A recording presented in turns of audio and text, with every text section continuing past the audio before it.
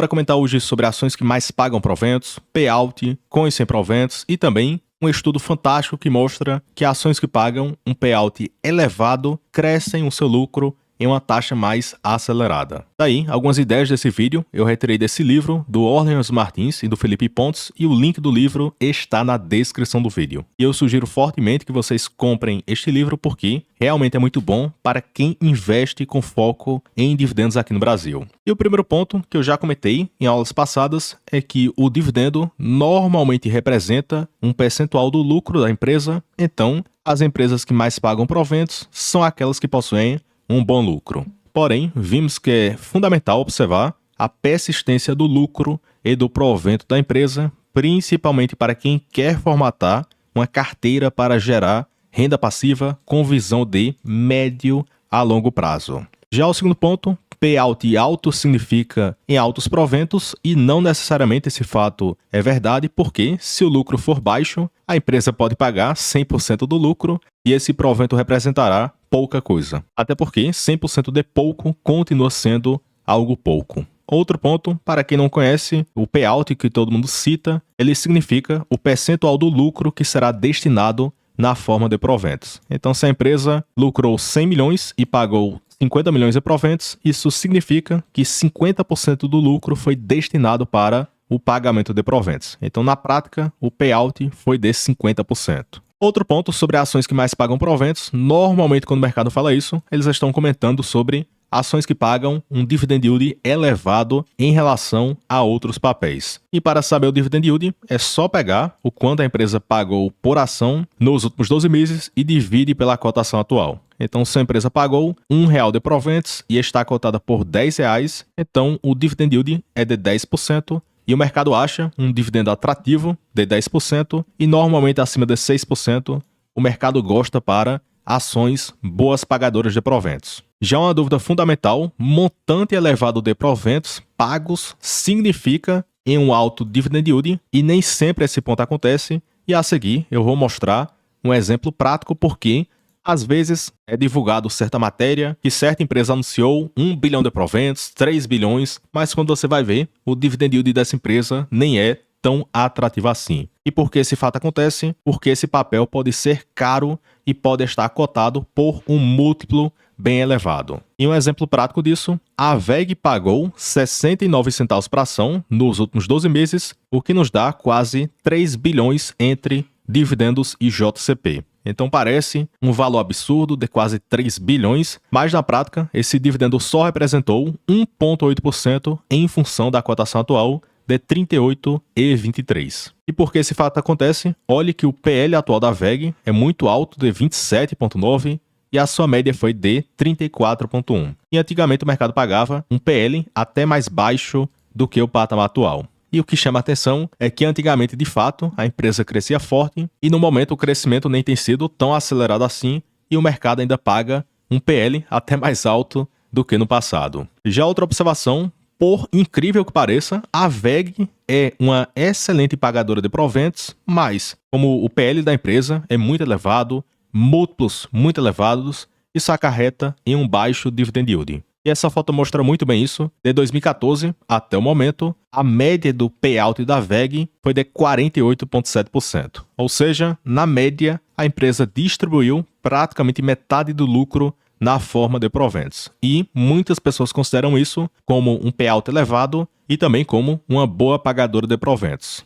Outro ponto, esse racional que eu irei citar vale para qualquer empresa que possui um PL elevado. Daí, a dúvida que surge: por que o dividend yield da VEG é tão baixo? E esse racional que eu irei citar vale para qualquer empresa que o PL seja elevado. Então perceba que o PL atual da VEG é de 27,9 e se eu fizer o inverso do preço sobre lucro, que é só calcular 1 dividido por 27,9, o PL atual, vezes 100, isso aqui nos dá 3,58%. Então, na prática, o dividendo máximo da VEG seria de 3,58% se a empresa pagasse 100% do lucro na forma de proventos. Mas na prática, vimos que a empresa na média pagou 50% payout, então 50% disso representa 1,8% de dividend yield. O que seria exatamente o dividend yield atual da empresa. E eu até coloquei uma observação abaixo, é que mesmo se a empresa pagasse 100% do lucro, o dividendo máximo seria de 3,58%. Então note que para qualquer empresa com um PL elevado, mesmo se ela pagar 100% de payout, o dividend yield não seria tão atrativo assim. Já outro exemplo é a BB Seguridade, que o PL atual é de 7,97 e o dividendo de 8,67, olhando para o passado. Então perceba que o payout médio da BBSE foi de 85%, ou seja, 85% do lucro, na média, foi distribuído para o acionista. Daí o mesmo racional, o PL atual da BBSE, 7,97%, o inverso disso, vezes 100, nos dá 12,55%. Então esse percentual seria o dividendo máximo da empresa se ela repassasse 100% do lucro. Mas o payout normal da empresa é de uns 85%, o que geraria 10,7%. E esse é mais ou menos o valor que o mercado espera que a empresa pagará para este ano. Então, note que só fazendo essa pequena conta, você tem noção de quanto mais ou menos a empresa pagará de proventos, se você tiver noção de quanto mais ou menos será o lucro da empresa. Então, tem que saber o lucro e a política de proventos da empresa. Já outro ponto que realmente é bem contraintuitivo, esse artigo mostra que ações que pagam um payout elevado, olhando para frente, elas cresceram um lucro em uma taxa bem acelerada e acima do que a inflação. E esse artigo é bem famoso e o pessoal sempre cita com muita frequência. Então o que é que temos aqui? O payout da empresa, e perceba que as empresas que pagaram um payout de 50% ou acima do que isso, olhando para os 10 anos subsequentes, na maioria dos casos, essas empresas entregaram uma taxa de crescimento no lucro acima do que a inflação. E ações que pagam um payout baixo, olhando para frente, elas entregaram uma taxa de crescimento no lucro abaixo do que a inflação. Daí, o mercado prega justamente o contrário, que você tem que buscar ações de crescimento, que o payout seja baixo, que a empresa retenha todo o lucro para reinvestir, e na prática, as ações que pagaram um alto payout foram aquelas que cresceram o seu lucro em uma taxa bem mais interessante. Então, cuidado com os ruídos para não acabar investindo apenas em promessas que não crescem tanto o resultado. Já esse outro estudo foi feito pelo Jeremy Siegel, também é bem famoso. Ele separou o principal índice americano, o S&P 500, em 5 grupos e cada grupo com 100 empresas. E o horizonte de teste foi de 57 até 2012. E a conclusão dele é que as ações que pagaram um alto dividend yield entregaram uma performance acima do que a média do mercado, de 12,6% ao ano, enquanto o S&P 500, nesse período, foi de 10,1% ao ano. E também, acho que na aula 1 ou aula 2 dessa série, eu comentei um estudo no Brasil que as ações do Ibov que mais pagaram proventos também performaram acima do que o Ibovespa no período. Daí, algumas conclusões desse estudo que eu destaquei. O que é que o pessoal quer fazer no Brasil e dá muito errado. Muitas pessoas perderam dinheiro de 2021 até o momento. Eles querem investir nessas ações de crescimento, cotadas por múltiplos muito elevados, 30 vezes lucro, 50 vezes lucro, algumas dão prejuízo, outras são cotadas por 10 vezes o valor de patrimônio, mal pagam proventos, dívida elevada. Segundo ponto, eles querem fazer isso em um país que é cíclico, com muitas incertezas, juros elevados, muitos ruídos. Daí sempre citam para justificar que a VEG deu certo, que deu 1000% em 10 anos, mas para cada VEG que deu certo, teve umas 100 empresas que deram errado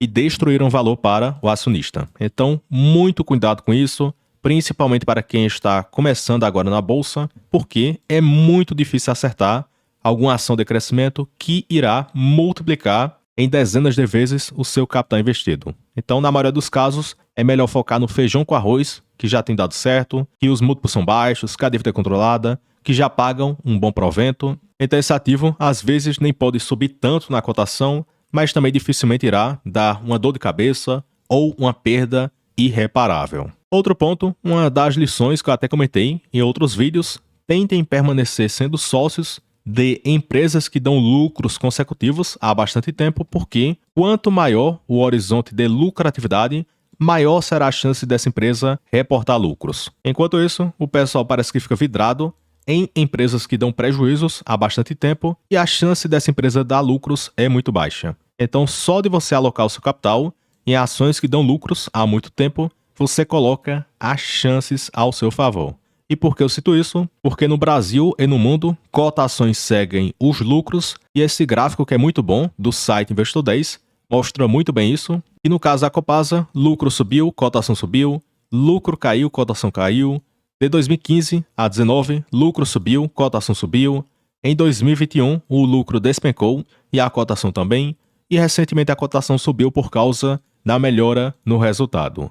Já outro exemplo, o Banco Santander e o Bradesco, que não param de cair na cotação. E por que esse fato aconteceu? Porque lá em 2019 eles alcançaram um pico de lucros e desde então o resultado tem caído. Então foca mais no resultado e menos nos ruídos da empresa. Então foca mais nos resultados e menos nos ruídos que o mercado fica pregando.